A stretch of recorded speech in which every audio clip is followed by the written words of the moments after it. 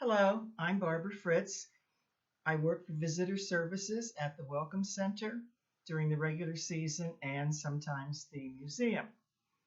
Today I'm going to read chapters 7 and 8 to you from Tales of the Towpath. And if you remember, at the end of chapter 6, the Gorman family has just bought its own canal boat and has named it the Belfast Queen. In chapter 7 and 8, they are getting ready for their first business trip. And before they start out, Finn finds something, makes a discovery, which is the title of chapter 7, The Great Discovery. And then chapter 8 is charting our course, where it's a little more about the business of getting ready for their first trip. The Great Discovery. While I was learning how to cook in Mother's kitchen, Colin was learning how to handle a mule in the field behind our house. Little did he know that his training would lead to the greatest discovery of my life. A mule driver and his mules need to understand each other. Father knew that. He felt the best way Colin and Conan could get to know each other was to have them team up and go to work. So, every day Colin put a harness on Conan and hitched him to our plow. Father's plan killed two birds with one stone. He developed a good team to pull our boat and got new crop fields plowed at the same time. About 3 weeks before the start of our trip, Father showed up with a surprise that nearly rivaled the announcement of the Belfast Queen. Colin and I were in the cornfield with Conan when we saw a wagon drive up the hill to our house. Father and Mr. Connect were in the front seat. Hitched to the back was a sassy dark brown mule. It fussed all the way up the hill trying to stop the wagon, even though there were two strong horses pulling it. "Oh my," Colin said to me, "looks like I got my second mule. Let's go see him." We raced down the hill. Colin stayed in the field with the plow, watching all the commotion with great interest. He reached the wagon just as it pulled in front of our house. "Boys, meet our new mule," Father exclaimed. We examined the animal from head to foot. "What's his name?" Colin asked. "He doesn't have one yet," Father replied. "That's up to us. Right now, this mule needs to meet its partner. Colin, please bring Conan down here." Conan didn't need any encouragement. He had been eyeing the new mule from the second it arrived. As soon as Colin reached Conan and unhitched the plow from his harness, that old mule bolted down the hillside like lightning from the sky. He ran straight for the new mule. Everyone scattered. Mr. Connect barely got out of Conan's way. "Whoa, mule!" Colin kept shouting as he ran down the hill. "Whoa!" We thought the mules would collide, but Conan dug his front hooves into the ground and stopped abruptly, no more than 6 inches from the new mule's nose. He was taller than this newcomer by an ear. When the two stood next to each other, it was easy to tell which one was in charge. "You think they like each other?" I whispered to Colin. "I don't know," he answered. "Let's see what they do." Then Conan let out a sound I never heard before. "Hee-haw!" the old mule bellowed. Once, twice, 3 times. The new mule stood frozen in his tracks. Then he stretched his head toward Conan and made the same "hee-haw" sound, but not nearly as loud, and only once. And that quick, they shot off at a dead run toward the cornfield, crisscrossing up the hillside as they went. "I think they like each other," Colin shouted to everyone. "I think they're trying to be friends." Father shook Mr. Connect's hand and thanked him for helping get the new mule home. That night, Conan and his friends stayed in the shed, and we gathered at the dinner table to choose the new mule's name. Everyone had ideas, but no one could agree. Fergus' mother said at one point in the conversation, "Did you see the reddish spot of hair the mule has on its forehead?" "Yes, I did, Mary," Father replied. "Why do you mention it?" "I know you named Conan in the old Irish language after someone who is wise," Mother explained. "In Old Irish, Rogan means something that's red in color, like the new mule's spot of hair. Do you think Rogan might be a good name for the mule?" Rogan, Father thought, rubbing his chin with his fingers. Rogan. Yes, indeed, Mary, I like it. And so the spunky mule became Rogan, the newest member of our crew. Everyone was awake early the next morning. It was time to see how Conan and Rogan worked as a team. Colin and I put the harnesses on them and led them to the cornfield. I stepped back once they were hitched to the plow. Colin snapped the reins. Go mules, he shouted. Conan listened and started at his normal pace, but Rogan kicked and tried to break free. Whoa, mule! Whoa, mule! Colin shouted again and again, but Rogan had no idea what whoa, mule meant. I watched and silently thanked Father for making me the cook. Finally, Conan put an end to all the excitement. Hee-haw! He bellowed out just as he did the day before. Hee-haw! That spunky red-spotted mule stopped in his tracks and didn't twitch a muscle. He stood there like a soldier at attention. Conan stared at him and snorted. Good mule, Conan, Collins said. Good mule. I looked behind the plow and saw a deep rut where it had dug into the field. Colin, look what happened, I said. We won't be able to plant anything there. It's too deep. Father will want us to fix it. Colin agreed. Let's fill it in and plow that part again. Help me, Finn. I stood over the rut and looked at the torn soil. Something caught my attention. There was a small oval stone protruding from the soil. I picked it up and wiped it clean. A small, perfect hole pierced one of the ends. I couldn't imagine how it got there. The rest of the stone reminded me of a face. There were parts shaped like a mouth and eyes and a higher flat spot that looked like a long nose. Colin, look what I found, I said to my brother, who was busy trying to control two mules. What is it? He asked. It's a stone, I said, but I don't know what kind of a stone. It looks like a face. Let me see, Colin said. He took the stone in one hand and held the mule reins in the other.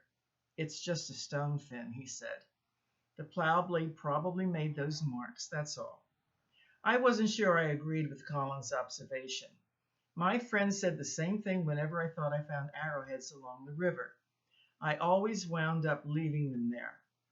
This time, I wasn't going to do that. I put the stone into my pocket and helped Colin with the mules. That night in bed, I strung a leather lace through the hole in the stone and held my discovery up to the light of the lantern. I wondered what I had uncovered. An illustration of that is Finn checking out his great discovery.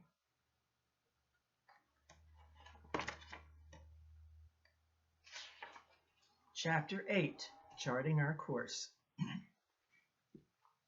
Father was extremely busy the final days before our trip. He worked long hours in the boat and also spent considerable time meeting people in Shimersville, Freemansburg, Bethlehem, and Easton.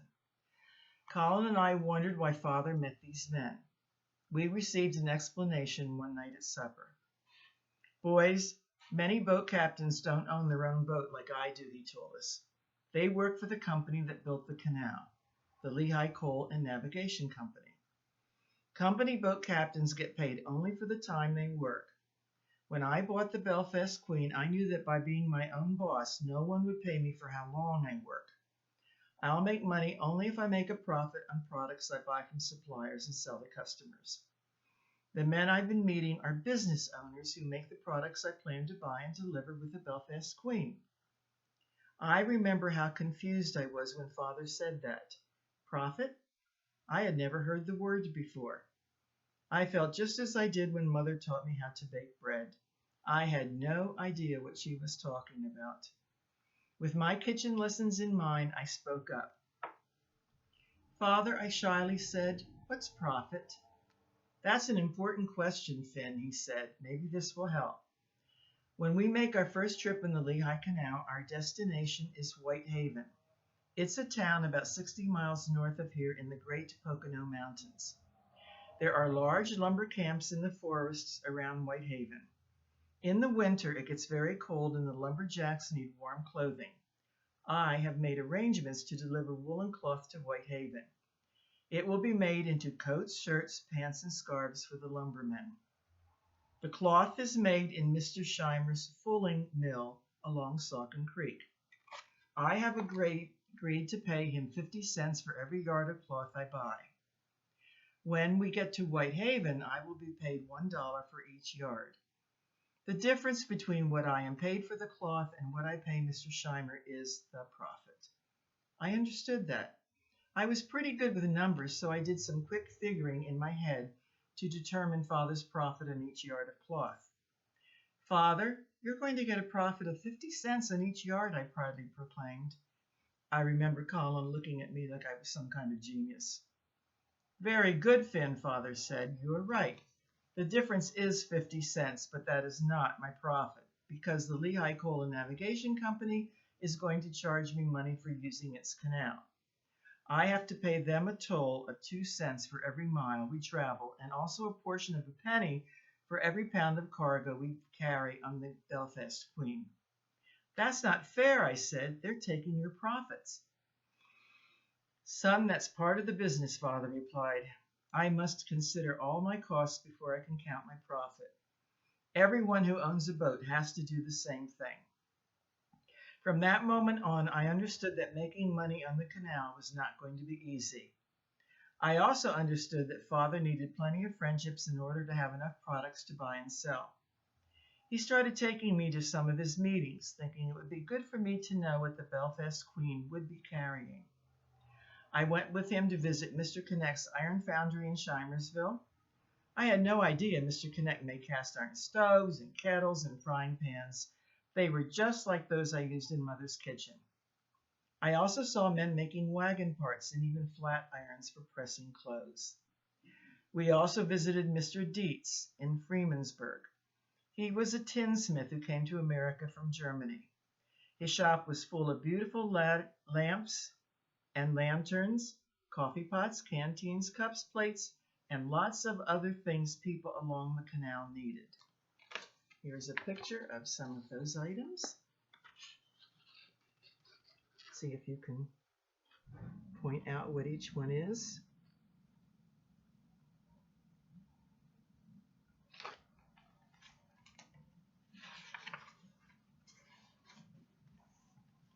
Father's plan was to load the Belfast Queen with as many products as he could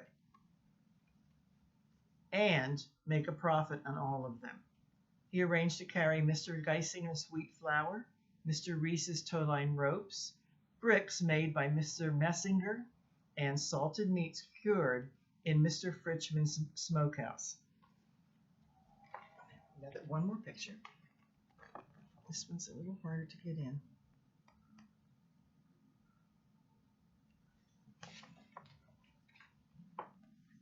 One day, Father put me on the back of Conan and we rode into Bethlehem. We stopped at a large lumber yard along the canal near Sand Island. It was owned by the same company that operated the lumber camps near Whitehaven.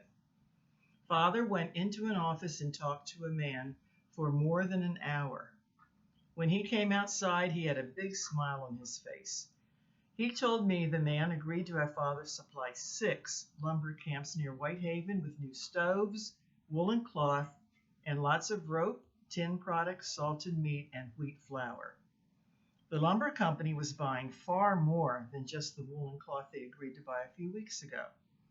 To make the situation even better, Father was told he would be a regular carrier of the company's lumber on the return trips from Whitehaven.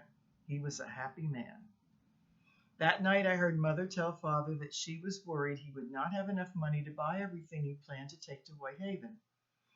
He tried very hard to put her mind at ease. Mary, he told her, I have made good friends. They know how hard I work and how I save to buy the Belfast Queen. They know we came here with nothing but a wagon and a mule. It's because I am honest and hard-working that they are willing to do business with me. Each man is allowing me to pay for their goods when the trip is over. The lumber company will pay me when I arrive in Whitehaven. When I return to Freemansburg, I will use that money to pay my friends. Fergus' mother told him, I am proud of you. You have never strayed from your dream The Belfast Queen will be a success with you as her captain. Okay, end of this chapter. In chapter 9, which is coming up in the next reading, you will find out about Finn's stone, his great discovery. Until then, thank you.